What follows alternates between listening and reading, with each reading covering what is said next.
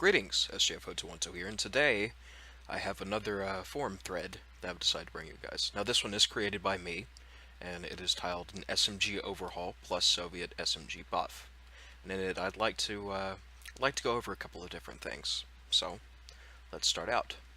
As any longtime player can attest, submachine guns have remained relatively unchanged in their roles in H&G and have thus been a bit stale and overshadowed by most other weapons, namely assault rifles and LMGs. Therefore, I have a few propositions to bring back a bit of life into the submachine gun category. However, before going into detail, there are a couple weapons that must be changed for these ideas to work. These are the Russian SMGs, namely the PPD-40 and the PPSH-41. Now, ever since Adams, these weapons, PPSH especially, have fallen from being quite viable. Indeed, the PPSH was the best Russian weapon in the game before Adams, to nearly useless outside of spitting range, and still remain gimped within that radius. This is because of the massive sway and the massive cone of fire. You can't use the SMG as an SMG. Even if you ADS, it still goes everywhere. There's literally no reason to not upgrade to the DP-28. And then with the ammo capacity nerf that came in E-Build, personally I would like to see these weapons both get a massive handling boost, both the PPD and the PPSH, and to have probably some more reserve ammunition, though one or the other would be nice. Because post-Adams, pre-Everhart, you got, what was it, I think 5 magazines per pouch in the PPD, so with 2 pouches you could have 781 rounds without using Hoarder, which was a bit much, but the PPSH you could get 3 mags per pouch, so that came up to 284 with 1 pouch, which was good because literally you couldn't hit the broadside of a barn with the things, so you needed that ammo to spray. When E-Build came around, it fixed the luck cone kind of, made it more vertical, and so indirectly the PPD and the PPSH were buffed. However, with that, they're still not as good a handling as, excuse me, I had a hiccup there. They still don't have as good as handling as the other SMGs, and then they got their ammo capacity nerfed to 1 magazine extra per pouch. Now, this has basically destroyed the use for the weapon, so I'm going to address that first. This makes the SMG grind extremely difficult for Russian players looking to use one of the more iconic World War II weapons. Ultimately, the only way to properly fix these weapons is to give them better handling equivalent to the other SMGs. And I'm okay with it being just a tad bit worse, as you'll see later on, but it needs to have... You need to be able to pick it up and use it. It should be as easy as the grease gun or the MP34. You should be able to grab it off the ground when it's stock and you don't have any badges, and you should be able to aim and fire it with a certain degree of effectiveness akin to the other SMGs. Now, as the sway and cone of fire need to be put in line with other SMGs, which as a whole are low recoil, controllable automatic weapons that have low damage and accuracy but high fire rates and the best moving hipfire designed for CQC, not counting pistols, because pistols are a whole different boat. But primary weapon-wise, SMGs should have the best moving hipfire. After making these changes, the adding of the following ideas should give a variety of different options into the use and variety of SMGs for all factions across the board. This will be explained further on when I get into my thoughts at the bottom. Number 1, PPD-34. Ideally, this would be the starter SMG for the Soviets, as the PPD, I put 38, but it's 34-38, was fitted for 25-round stick magazines as well as the drum magazines popular with most Soviet SMGs. With the addition of the PPD-34, the PPD-40 would be moved to Tier 2 and be unlocked at Rank 5 on the SMG ribbon. With the PPD-40's theoretical handling increase, and with the other things as well that I will go into when I get to the bottom of this little thread, you'll see why. Number 2 would be the 1928 Thompson submachine gun. The current in-game Thompson M1A1's base model, the 1928, comes with a hand grip as well as a high-capacity drum magazine, as well as different sights and the bolt handle being on top of the receiver, as you can see here. Also has a different style muzzle brake. Again, you may be wondering where I'm going with these. Now, number 3, Number 3 is the MP40 Dual Mag, aka the MP40-I, which is a standard MP40 that was modified with a dual receiver, which would toggle between the use of each magazine port with the switch, though for the purposes of H&G, having able to draw rounds for both magazines would bring in line with the other high-capacity SMGs already in game, or those which I proposed, because I made a typo there and I'm now seeing that. Now, I've already gone over this with Broski Row further on in the comments, and technically, MP40-I was never issued in turn. I'm sure that there were some prototypes and they tested it, but it never really got far. Also, you could only fire from one magazine at the time. This was to prevent the oh no situations where you run out of ammunition in your magazine. With this one, with the MP40-I, what you were designed to do is you're supposed to fire out of one magazine, toggle to the other one, then reload the empty one, while you would still be able to fire out of the full one.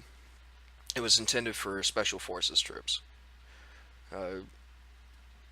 And the reasons that I chose these weapons because of it, instead of something like down here, I think he has the KP-38, the Finnish submachine gun, is because this looks very, very similar to a PPD right now.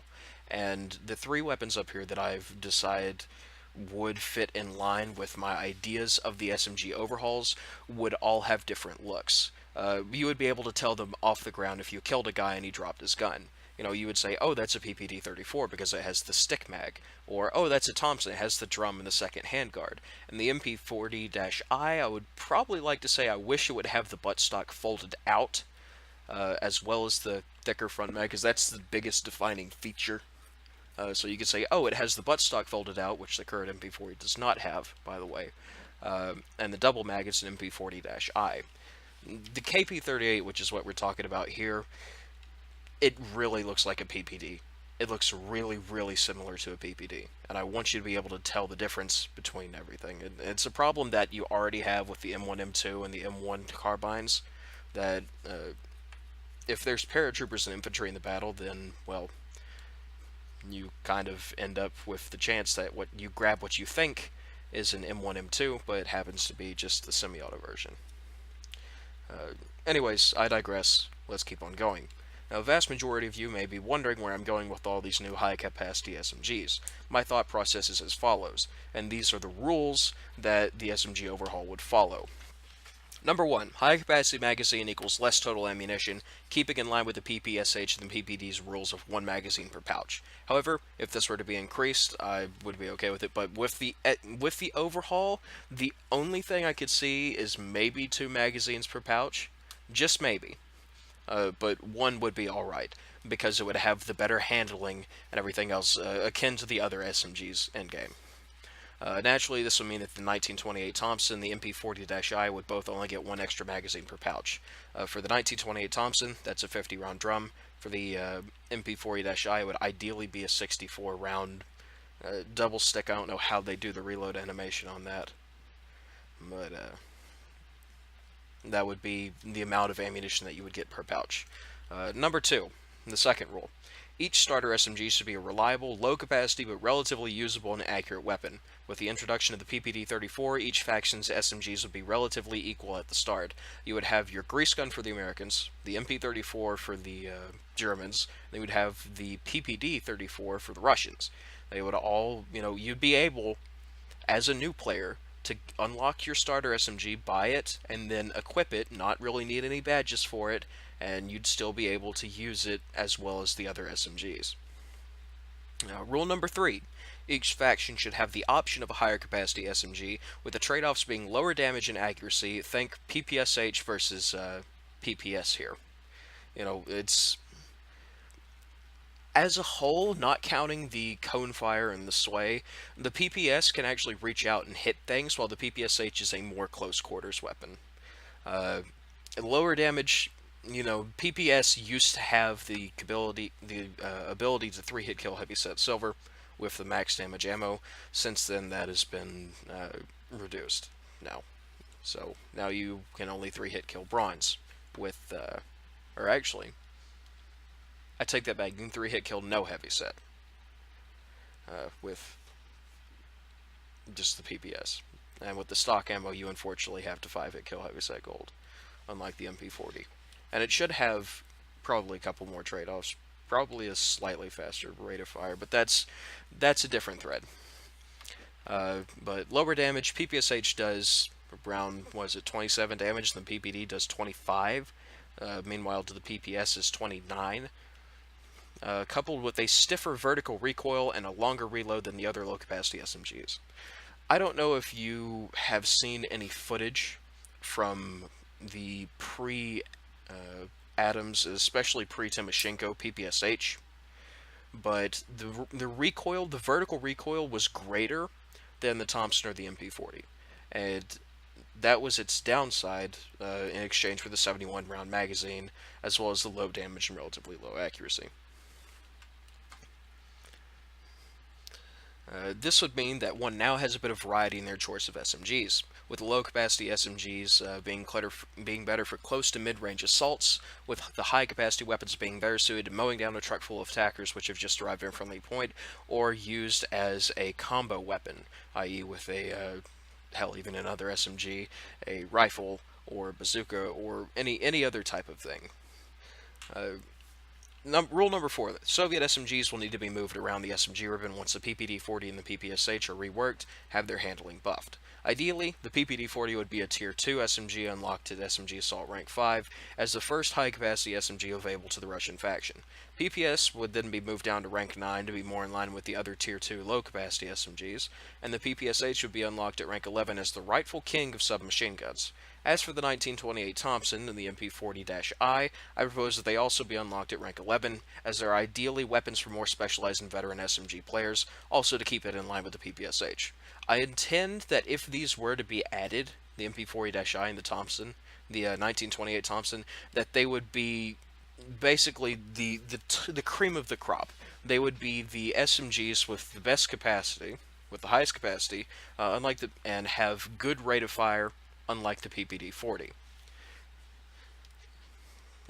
Rule number 5, higher capacity equals more recoil. This is from an ideal balance perspective. Why would you use a low capacity weapon with similar recoil when you can just have twice the ammo in the magazine? The increased recoil and slightly lower accuracy would still give low capacity SMGs a purpose. I can use my modded MP40 out to about 80 meters, where ideally you could reliably full auto the MP40I to about 40 or 50, with bursting increasing one's effective range. This is ideally from a balance standpoint. As you can probably remember, I said low-capacity SMGs would ideally be better for close to mid-range assaults, with high-capacity guns being better suited to mow down a truck full of attackers. This would mean that you can use your low capacities, your regular MP40s, your Thompsons, and your PPSs, and you would still be able to push points without having to sit there and go on with the assault rifles or an LMG or anything. Higher capacity equals less damage. Look at the PPS-43 versus the PPSH-41, specifically their damage profiles. This is what I talked about earlier. Having high damage on a high-capacity SMG would make them too similar to LMGs, would make low-capacity SMGs such as the PPS-43 and regular MP40 obsolete. So you're going to have to go with a trade-off. You can either take less shots to kill, or you can have more ammunition in a magazine and have a lot more rounds to kill. Ideally, and this is the end, ultimately higher capacity SMGs would be veteran weapons requiring more mouse control and burst firing to be fully utilized, with low capacity SMGs being forgiving yet effective weapons for all players. This would mean that the newer players would still get to mess around with their first automatics, while veterans can make SMG focused loadouts much more effective now that they will actually have a choice between fewer bullets with higher damage or multiple bullets that take a single round or two to kill. Also, I've added something at the bottom that is, as Broski Bro and I have talked about, technically the MP40I was never officially issued to Special Forces. However, it is by the best example for a German high-capacity SMG. Until other options present themselves, the idea for the MP40-I will have to stand. And here we're talking about this 1928A1. It's basically they removed the front handguard off the top and put it with the A1 handguard, and I don't know. I'd like to see them both on there, but like I said, I still want it to be visually different than the other ones. We're talking about the ForgottenWeapons.com talks about with the MP40i dual mag. Here we talked about the KB38. Yeah, and then it was just other stuff. So, give me your thoughts on this. I'd really like to see this implemented. This would mean that SMGs would finally be useful for everybody, and they'd still be a very viable set of weapons instead of the 1919 Johnson DP AVS meta that we have now.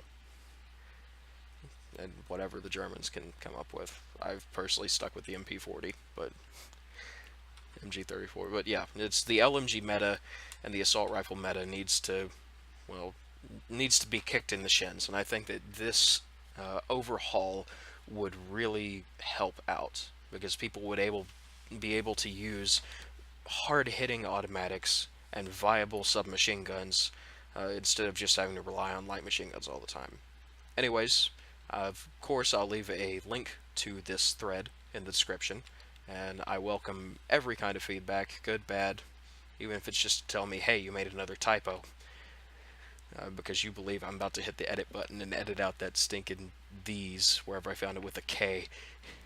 But SGFO212 signing off. Goodbye.